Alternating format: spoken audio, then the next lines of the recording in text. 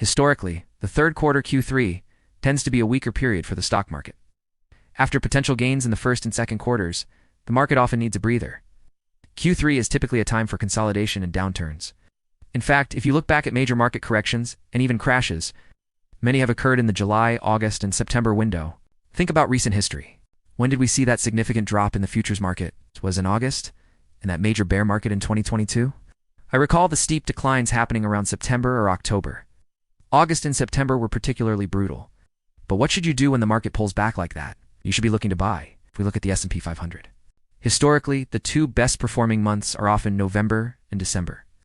This corresponds to what many call the Santa Claus Rally or a year-end rally. So, why does the market often perform well at the end of the year? Part of it is investor psychology. For companies that have had a poor performance throughout the year, the narrative shifts as the year closes. By the end of the year, they're already looking ahead. When we evaluate a company's potential earnings, we're always focused on the future, not the past.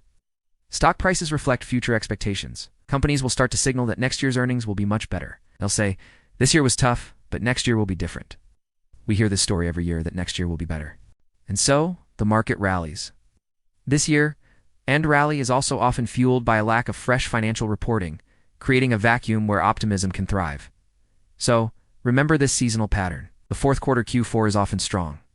Therefore, any pullback, correction, or downturn in the third quarter can be seen as a buying opportunity. Maybe start by buying a little at a time.